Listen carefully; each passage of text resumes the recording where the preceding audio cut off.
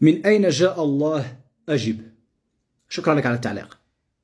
سأجيبك بطريقة فلسفية، قد تفهمني قد لا تفهمني، ولكن إن لم تفهمني أنت أنا متأكد هناك أشخاص آخرون سيفهمونني، وهذا هو الهدف. صديقي العزيز، من كل قلبي، وركز في كلامي، من كل قلبي انسى أنني مسلم، انسى أنني مسلم، ولن أكلمك بقال الله أو قال الرسول. انتهى الموضوع. ركز في كلامي. أنا وأنت موجودون في هذا العالم حقيقة. أنت مخلوق في هذه الدنيا وأنا مخلوق. أنا إذا قلت لك إلى أين أنت ذاهب، أو من أين أتيت، أو إلى أين تذهب، أو من أين أتوا إلى أين ذاهبون، كلمة من أين إلى أين تفيد أن هناك مساحة زمنية ومكانية يتحرك فيها المتنقل. هذا النظام لا ينطبق على الذي خلق الوجود. الذي خلق النظام الزمان والمكان لا يمشي عليه نظامه، لأنه هو الذي أوجد هذا النظام.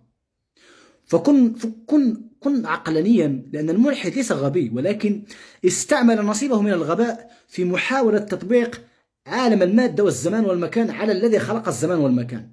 لأن تصوراتنا الحسية حاولنا أن نجعل الله مثل البشر، يعني الخالق جعلناه مثل المخلوق، يعني تتخيل أن الله مثلك. لا، ليس كمثله شيء. استعملت معك هذه الآية لأنني قلت لك لن أستعملها معك القرآن، لكن يعني لكي تفهم أنه الذي خلق الأشياء ليس مثلها، لن تحيط به علما. سأعطيك مثال بسيط في حياتنا الدنيا. مثلا أنا صنعت هذا الهاتف، ولدي فيه تطبيق الواتساب والفيسبوك وتويتر والانستغرام، كل هذه التطبيقات موجودة.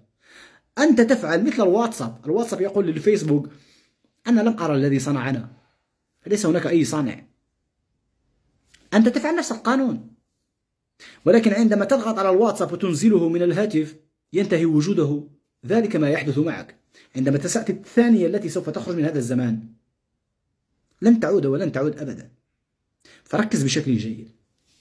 السؤال الصحيح من أين جاء كان يجب أن تسأله عليك أنت لكي تجيب عليه هو أجب على من أين أتيت أنت. من أين أتيت أنت قبل أن توضع في بطن أمك، أو من قبل أن تخرج إلى هذا العالم الموجود. إذا استطعت أن تجيب من أين أتيت أنت، سوف تستطيع أن تجيب من أين أتى الله، أو من خلق الخالق. هذه الأسئلة التي ليس لها معنى أصلا. أو عندما تنام إلى أين تذهب. إذا عرفت إلى أين تذهب سوف يكون الجواب واضح جدا. أتمنى لك الهداية من كل قلبي. بعد ذلك نستطيع النقاش إذا كان الإسلام هو الدين الصحيح أم لا. شكرا لكم.